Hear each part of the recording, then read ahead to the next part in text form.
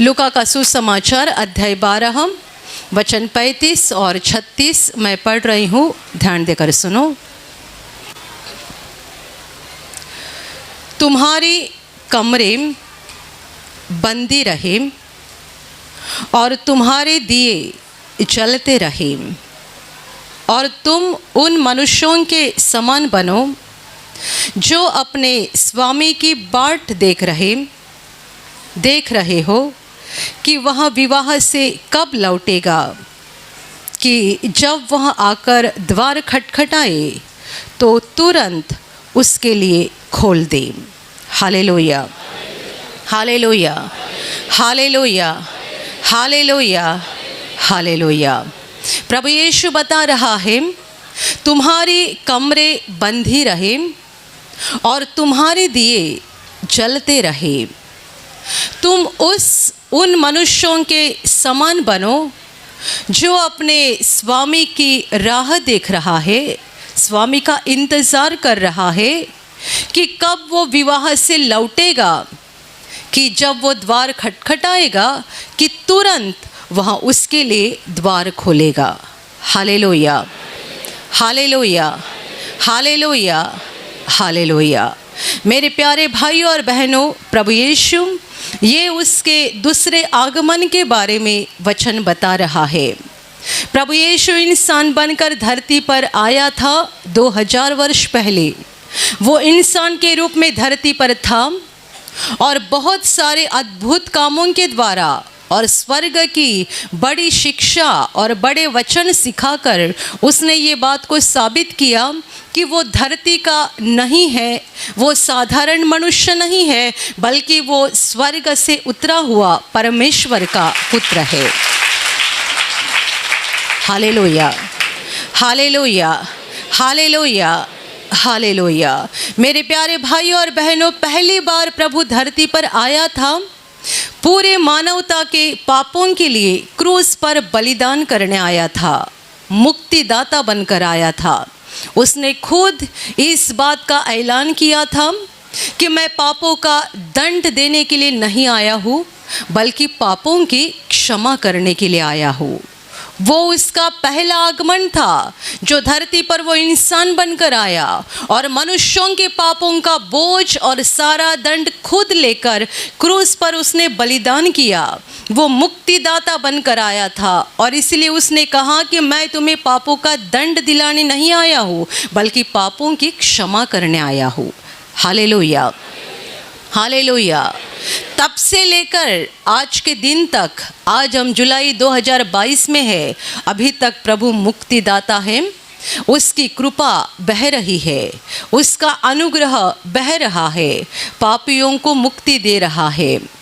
पर प्रभु ने इस बात को भी साफ बताया है कि वो दोबारा धरती पर आने जा रहा है और वो आसमान के बादलों पर सवार होकर बड़ी महिमा के साथ इस धरती पर आ जाएगा और तब वो मनुष्यों का न्यायाधीश रहेगा। वो हर किसी का इंसाफ करेगा। Hallelujah, hallelujah. प्रभु दोबारा धरती पर कब आएगा, ये दिन, ये साल, वो समय प्रभु ने नहीं बताया है। बस इतना ही बताया है कि वो दोबारा आने जा रहा है और इसके लिए अपने आप को तैयार करो, खुद की तैयारी करो।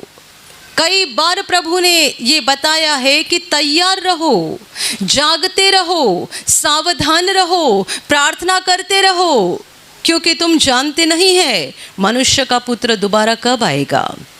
यीशु का दोबारा आना कब होगा ये तुम नहीं जानते हो, ये हम समझते नहीं है। हमारा काम बस इतना ही है कि उसके आने के लिए अपने आप को तैयार करना है। Hallelujah, hallelujah, hallelujah. एक औरत जब अपने घर में सब कुछ काम बीम करती है, बाजार में जाना है, दुकान में जाना है, जो कुछ लाना है वो काम करती है, तब हमेशा वो इस एक बात का ख्याल रखती है, शाम को 8 बजे मेरे पति घर आने वाले हैं, तब मुझे घर होना चाहिए। ऐसा नहीं हो जाए कि 8 बजे वो आए हैं और मैं बाज़ार में सामान खरीदने गई हूँ या कहीं दुकान में गई हूँ या कहीं पड़ोसियों के साथ बातें करने के लिए गई हूँ। हर अच्छी औरत इस बात का ख्याल रखती है कि जब मेरे पति घर पे आएंगे तब मुझे घर पे होना चाहिए उनकी सेवा करने के लिए। Hallelujah, hallelujah. उस औरत को पति के आने का समय मालूम होता है तो वो बाहर के सारे काम पहले ही कर देती है और उस समय घर पे रुकी रहती है अपने पति के लिए। हम प्रभु के दोबारा आने का समय वक्त जानते नहीं है, पर इतना समझते हैं कि उसका आना नज़दीक आ गया है। और प्रभु ने कहा है जब वो आएगा तब उसे ये नहीं दिखना चाहिए कि हम आत्मा में सोए हुए हैं या बेहोश है। हम अपने स्वामी के लिए, अपने प्रभु के लिए खुद को तैयार रखना चाहिए।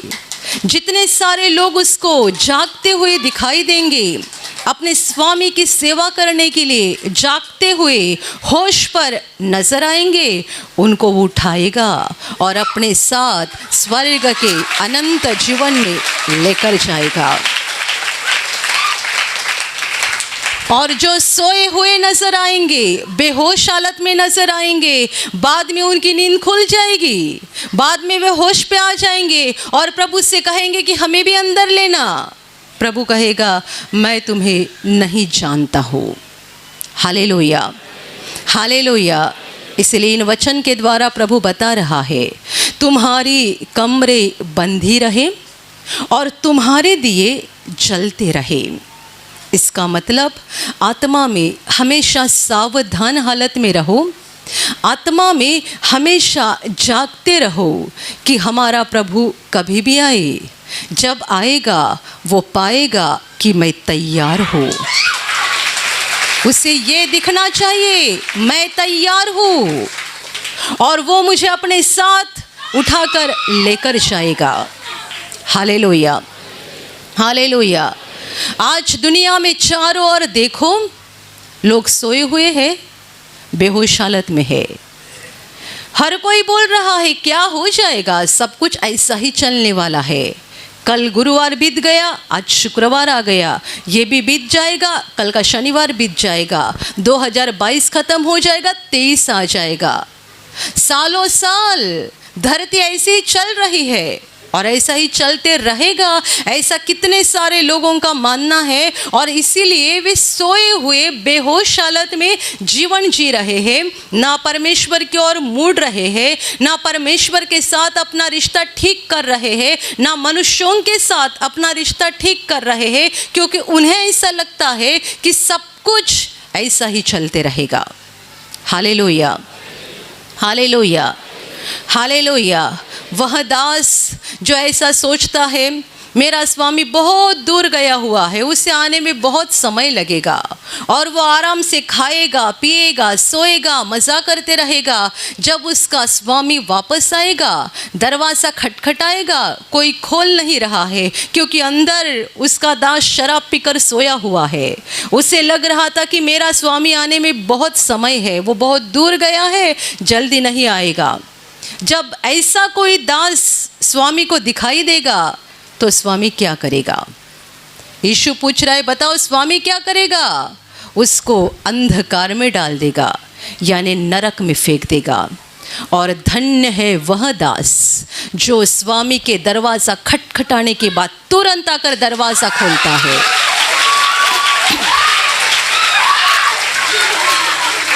धन्य है वो दास जो स्वामी के खटखटाने के बाद बिना देरी किए तुरंत दरवाज़ा खोलता है और कहता है स्वामी मैं तेरे लिए तैयार हूँ। वो धन्य है क्योंकि स्वामी उसके ऊपर प्रसन्न हो जाएगा और उसे अपने साथ अनंत जीवन में लेकर जाएगा। Hallelujah, hallelujah. ये समझाने के लिए प्रभु ने और भी एक उदाहरण दिया है 10 कुंवारियों का। एक शादी थी जहाँ पर ये 10 कुंवारियाँ गई, जिनमें से 5 मूर्ख थी और 5 बुद्धिमान थी। जो मूर्ख थी उन्होंने अपने साथ मशालें ली थी, उनके दिए लिए थे, पर साथ में तेल नहीं लिया था। जो बुद्धिमान थी, होशियार थी, उन्होंने अपनी मशालें भी ली, और साथ में कुप्पियों में ज़्यादा तेल भी लेकर गई। जब वे शादी में पहुंची तब रात हो गई। दूल्हे को आने के लिए देरी हो गई और इनकी नींद लगी। दूल्हा आने के लिए देरी हो गई। ये 5 मूर्ख और 5 बुद्धिमान कुंवारियाँ जो दूल्हे की राह देख रही थी, उनको नींद लग गई। आधी रात के समय जोर से आवाज़ सुनाई दिया, उठो, तैयार हो जाओ, दूल्हा आ गया है। हालेलुया। ये शब्द इतने आसान नहीं है, क्योंकि बिल्कुल यही शब्द जब प्रभु उतरेगा, स्वर्गदूत पुकारने जा रहे हैं प्रभु के लोगों के लिए, तैयारी करो, दूल्हा आ गया है। जैसे ही उन्होंने आवाज़ सुना, वो 10 कुंवारियाँ उठी और अपने मशाले ठीक ठाक करने लगी। तब उनकी समझ में आ गए आधी रात तक दिए जलते रहने के कारण वो बुझते जा रहे हैं। मूर्ख कुंवारियों ने साथ ज़्यादा तेल नहीं लाया था, तो उन्होंने बुद्धिमानों से कहा कि तुम्हारे तेल में से कुछ तो हमें भी दे दो। तो बुद्धिमान कुंवारियों ने कहा, यदि हम तुमको भी तेल देंगे तो ना हमको ठीक से काफ़ी हो जाएगा, ना आपको हो जाएगा। इससे अच्छा ये होगा कि आप कहीं बेचने वालों के पास जाओ और वहाँ से तेल खरीद लो। ये 5 कुंवारियाँ जहाँ से तेल खरीदना है वहाँ खरीदने के लिए निकल पड़ी। इतने में दूल्हा आ गया और जिन 5 बुद्धिमान कुंवारियों के मशाले जल रही थी, दिए जल रहे थे, उनको लेकर वो विवाह के लिए अंदर गया। घर के अंदर दरवाज़ा बंद हो गया। थोड़े समय के बाद ये मूर्ख कुंवारियाँ तेल लेकर आ गई और देखा कि दरवाज़ा बंद हो गया है। वो दरवाज़ा खटखटा कर बोलने लगे, प्रभु जी हमारे लिए द्वार खोल दो। अंदर से आवाज़ आई, मैं तुम्हें कहता हूँ, मैं तुम्हें नहीं पहचानता। हालेलुया। इसका मतलब ये दरवाज़ा तुम्हारे लिए हमेशा के लिए बंद हो गया है, दोबारा खोला नहीं जाएगा। मेरे प्यारे भाइयों और बहनों, प्रभु ने जागते रहने की आज्ञा एक बार नहीं बल्कि कई बार दी है। और उसके आगे जाकर जब हम प्रभु के चेलों के खत पढ़ते हैं, उनमें भी उन्होंने चेतावनी बहुत बार दी है, आत्मा में हमें जागते रहना है। ये धरती हमारा मकान नहीं है। हमारे लिए प्रभु ने स्वर्ग में बड़ा मकान बनाया है और हमें उस मकान में पहुंचना है। पर जब तक हम वहाँ पहुँचे नहीं, तब तक हमें आत्मा में जागते रहना है, जीवित रहना है। मरे हुए हालत में या सोए हुए हालत में रहेंगे तो हम अपने आप का नुकसान करवा लेंगे। Hallelujah, hallelujah, hallelujah, hallelujah. तुम्हारे कमरे बंद ही रहे और तुम्हारे दिए जलते रहे। तुम उन मनुष्यों के समान बनो जो स्वामी की राह देख रहे हैं, इंतजार कर रहे हैं कि हमारा स्वामी कब विवाह से लौटेगा, कब दरवाज़ा खोलेगा कि मैं उनके लिए तुरंत दरवाज़ा खोल दूँ। उस मनुष्य के समान जागते रहो, तैयार रहो। हालेलुया। कमरे बंदी रहना और दिए जलते रहना, इसका मतलब ये है तैयार रहो और जागते रहो।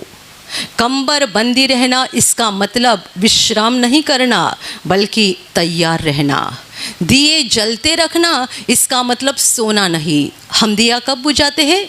रात के समय जब सोने के लिए जाते हैं, पूरा अंधेरा करते हैं ना। प्रभु कहता है तुम्हारे दिए जलते रहे। ये तुम्हारे कमरे की ट्यूबलाइट के बारे में प्रभु नहीं बता रहा है। कमरे का ट्यूबलाइट भी बंद हो जाए पर आत्मा का दिया जलता रहना चाहिए। Hallelujah, hallelujah, hallelujah. प्रभु के लिए तैयार रहो कि वो किसी भी घड़ी धरती पर आ जाए, हम उसको तैयार हालत में नजर आए। ये तैयारी शरीर की और कपड़े की और मकान की नहीं है बल्कि आत्मा की तैयारी है। अपनी आत्मा की हालत को हर दिन अच्छी करते जाओ। आपको किसी ने सताया है, गुस्सा आया है आपको, कब तक? 1 महीना हो गया, गुस्सा निकला नहीं है, मतलब आप बड़े आराम से हैं। आपको नहीं पता प्रभु कब आएगा। आपका किसी के साथ गुस्सा हो गया ना, आधे घंटे के अंदर या 1 घंटे के अंदर आपका गुस्सा निकल जाना चाहिए और आपने उस व्यक्ति के साथ हंस के बात करनी चाहिए। इसका मतलब आपका दिल प्रभु के लिए तैयार है, तैयार। आप रात बिस्तर के ऊपर सोने के लिए जा रहे हैं और आज सुबह किसी के साथ झगड़ा हुआ था, रात तक आपके दिल में गुस्सा है, उसको क्षमा नहीं की है और अभी नींद भी बहुत आई है, बिना उसे क्षमा किए आप सो गए, यानी आपने आपके दिए को बुझा दिया। यदि उसी रात प्रभु आएगा तो आप यहीं पे रहेंगे, प्रभु के साथ स्वर्ग में नहीं जा पाओगे, क्योंकि प्रभु देख रहा है तुम्हारी आत्मा का दिया, तुम्हारी आत्मा का दिया तुमने बुझाया है, यानी तुमने दूसरों को क्षमा नहीं की है, तुमने अपने पापों का पश्चाताप नहीं किया है। इसका मतलब आपने अपने दिल को प्रभु के लिए ना तैयार किया है, ना आप आत्मा में जाग रहे हैं। Hallelujah, hallelujah, hallelujah. जितने सारे लोगों ने प्रभु यीशु के सुसमाचार को जान लिया है, उस पर विश्वास किया है और उन्हें इस बात का भरोसा है, आशा है कि हमारा प्रभु आने वाला है, वो आएगा और हमें लेकर जाएगा। यदि आपका विश्वास है और आप प्रभु की राह देख रहे हैं तो आपको हमेशा आत्मा की तैयारी किए हुए रहना चाहिए और आत्मा में जागते रहना चाहिए। आपके जीवन में कोई पाप चल रहा है, आज इसको फंसाया कल उसको फंसाया, और ये मत सोचो हर घड़ी जाके हम प्रभु के पास माफ़ी मांगेंगे। कई सारे लोग बिजनेस करते हैं, धंधा, तब दूसरों को फंसाते हैं। आप सोचते होंगे कि ये तो धंधा है, इसमें ऐसा फंसाना पड़ता है, बाद में हम प्रभु के पास माफ़ी मांगेंगे। कब तक ये चलते रहेगा? यदि आपने प्रभु के सुसमाचार को जान लिया है और ये सच्चाई को जाना है कि प्रभु दोबारा आने वाला है, और तो भी आपने दूसरों को फंसाने का काम शुरू रखा है, इसका मतलब आप आराम से ज़िंदगी बिता रहे हैं, आपकी कमर बंधी हुई नहीं है और आप प्रभु के लिए तैयार नहीं है। आप में से जो लोग हवाई जहाज़ से सफ़र करके आए हैं, आपको मालूम होगा जब हवाई जहाज़ आसमान में उड़ने लगता है या तो नीचे उतरता है यानी लैंडिंग होता है, तब हवाई जहाज़ से सूचना होती है, अनाउंसमेंट, तुम्हारे सीट बेल्ट कमर पट्टा बांध के रखो। जब हवाई जहाज़ ऊपर उठता है और नीचे ज़मीन पे आने का समय होता है, 2 बार ये सूचना होती है। पर जब हवाई जहाज़ ऊपर जाता है और जितना ऊंचाई पर पहुंचना है उसकी ऊंचाई पर पहुंचने के बाद वहाँ स्थिर होके चलने लगता है, तब एक अनाउंसमेंट होती है, सीट बेल्ट खोल दो और बी रिलैक्स। अभी रिलैक्स होके बैठो, अभी सीट बेल्ट पहनने की ज़रूरत नहीं है, अभी रिलैक्स होके बैठो। ये कब बताया जाता है मालूम है? हवाई जहाज़ जब पूरी ऊंचाई पे जाता है, उसकी जितनी क्षमता है, जहां उसको पहुंचना है वहां पहुंच के उसका सफ़र शुरू होता है, तब ये सूचना होती है अभी सीट बेल्ट निकाल दो और रिलैक्स हो जाओ। जब हम ऊपर जाएंगे ना आसमान में, तब प्रभु कहेगा बी रिलैक्स, अभी सीट बेल्ट निकाल दो, अभी आराम से रहो, अभी ना चिंता है, ना परेशानी है, ना डर है, ना बीमारी है, कुछ नहीं, अभी रिलैक्स हो जाओ, आराम से बिताओ जिंदगी, क्योंकि तुम्हारा महान प्रभु यहाँ सिंहासन के ऊपर बैठा हुआ है। यहाँ अनगिनत स्वर्गदूत तुम्हारी सेवा करने के लिए मौजूद है, तुम्हारे लिए बड़े बड़े मकान तैयार है। अब ना परिश्रम है, ना आंसू है, ना मेहनत है, ना दर्द है, ना बीमारी है। बी रिलैक्स, अभी नहीं, जब ऊपर पहुंच जाएंगे तभी। Hallelujah, hallelujah, hallelujah, hallelujah. हमारा जीवन ये हवाई जहाज के सफ़र के समान ही है। जब तक हम धरती पर है, प्रभु की आज्ञा है कमर बंधी रहे, तैयार रहो।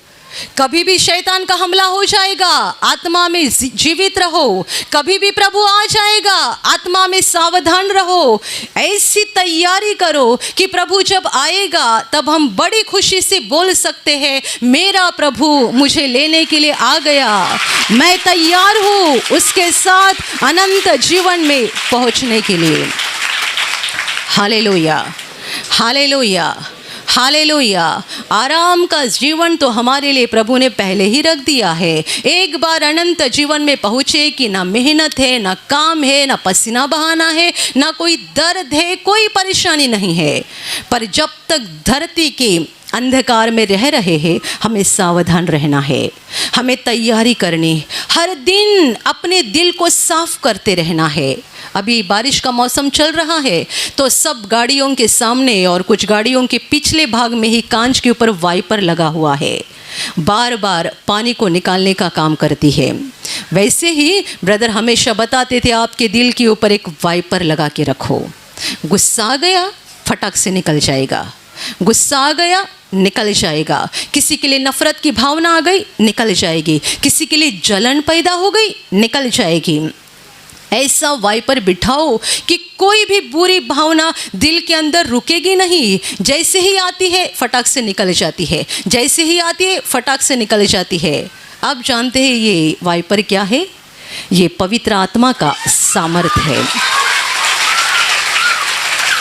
पवित्र आत्मा से भर जाओ, पवित्र आत्मा से तुम्हारा आत्मा भरता जाए, ताकि कोई बुरी भावना आपके अंदर ना रहे, कोई पाप कोई बुराई आपके अंदर ना रहे। शैतान आपको लालच में गिराएगा, मोह में गिराएगा, अभिलाषाओं में गिराएगा, तो भी ये वाइपर काम करेगा आपको इसमें से बाहर निकाल के प्रभु में खड़ा करने के लिए, जीवित रखने के लिए, जागते रहने के लिए ये वाइपर काम करते जाएगा। Hallelujah, hallelujah. कई सारे लोग जो अच्छा विश्वासी जीवन जीते हैं और पवित्र आत्मा से भरते रहते हैं, वो ऐसे बात का अनुभव करते हैं कि जब हम रात को सोए हुए रहते हैं तो भी कोई तो हमें अंदर से बोल रहा है, हमें अंदर से सिखा रहा है। जैसे कि भजन संहिता में लिखा है कि रात के समय में भी मेरा हृदय मुझे शिक्षा देते रहता है, सिखाते रहता है, परमेश्वर के वचन बताते रहता है। ये हमारा ऐसा अगुवा है, पवित्र आत्मा हमारा ऐसा अगुवा है जो हमारे अंदर रहकर 24 घंटा हमारी आत्मा को तैयार रखता है, हमारे आत्मा को प्रभु में जलते हुए रखता है। इसलिए पवित्र आत्मा एक ऐसा तेल है जो हमारे दिए में हमेशा हमें भरते जाना है, ताकि हमारा दिया बुझेगा नहीं, जलते रहेगा।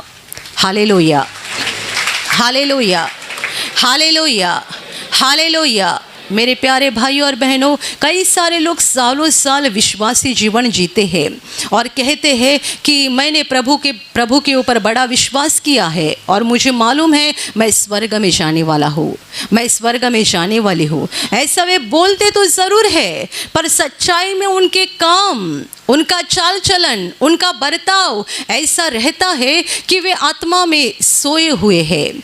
जैसा कि मैंने आपको बताया, किसी ने आपके साथ कोई बुरा व्यवहार किया, आप कब तक गुस्सा धरे हुए हैं? एक दिन, एक सप्ताह, एक महीना हो गया, उनको क्षमा ही नहीं करते हैं, तो आप आत्मा में कैसे जाग रहे हैं?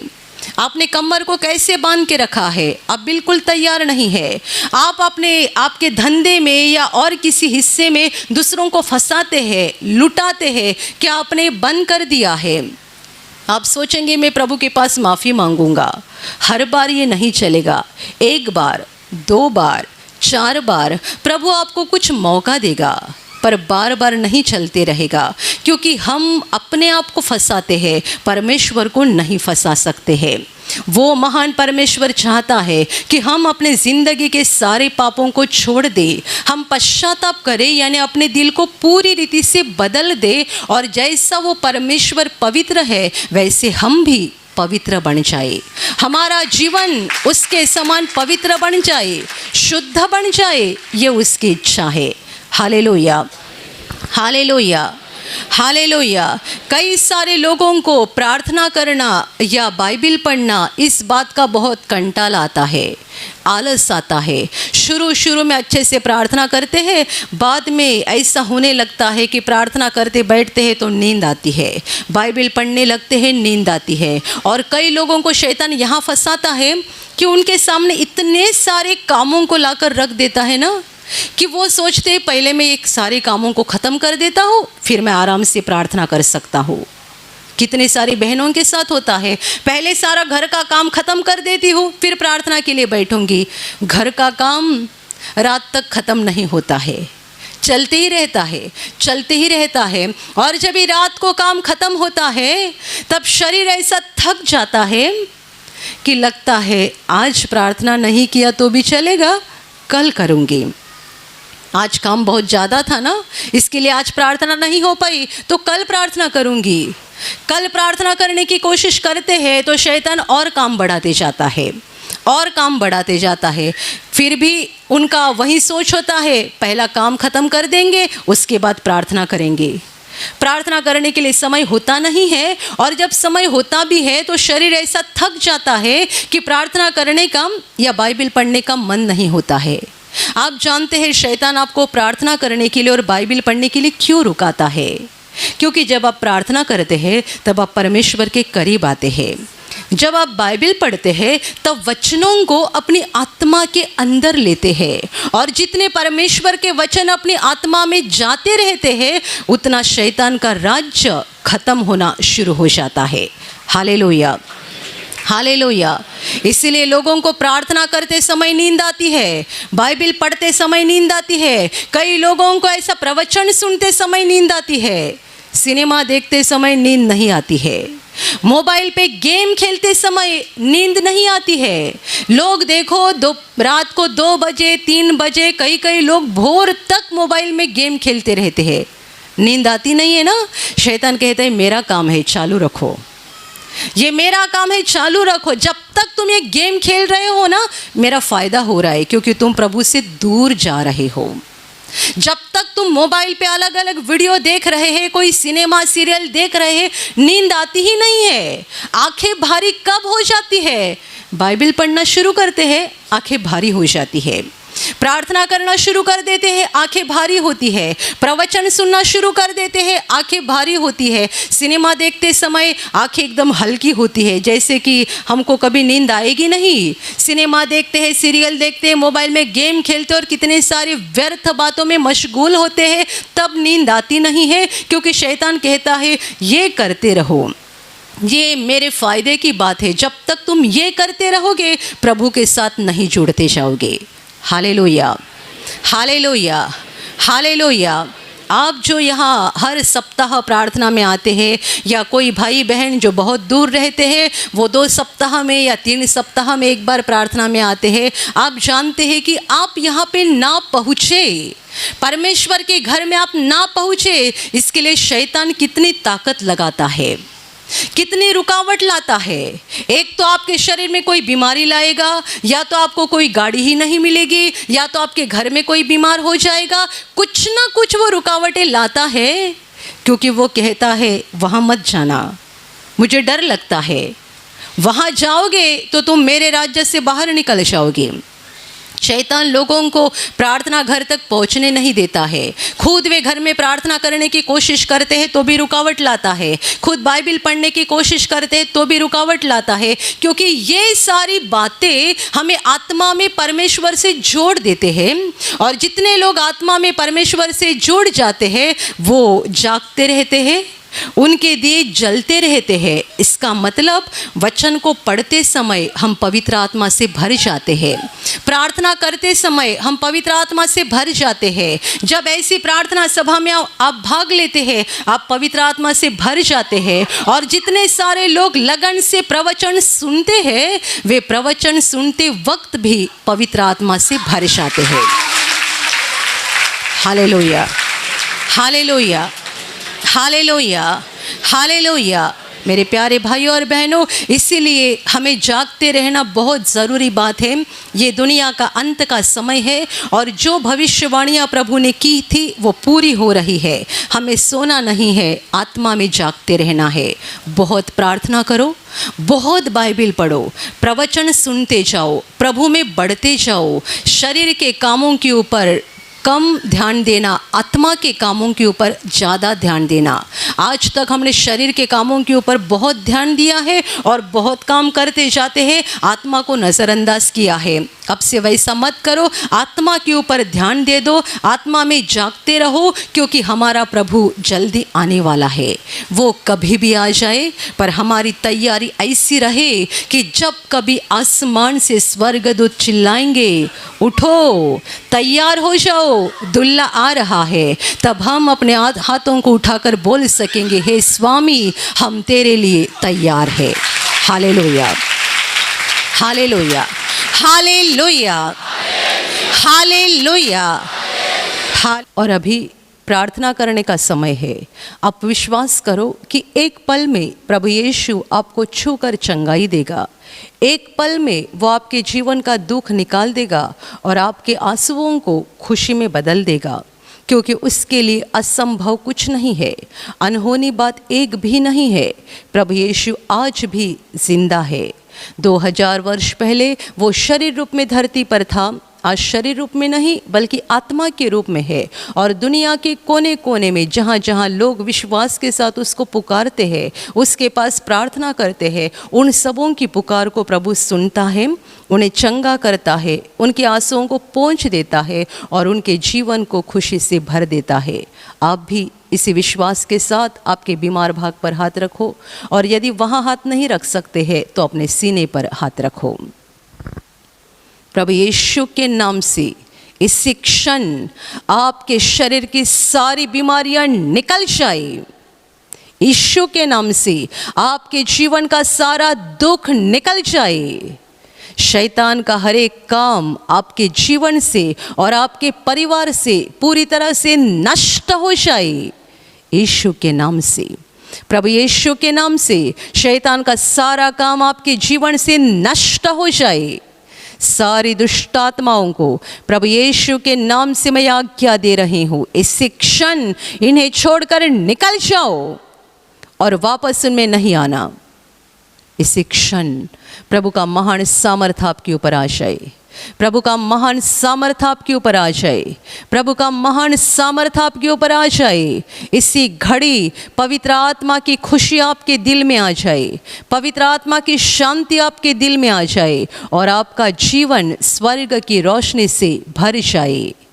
आमीन।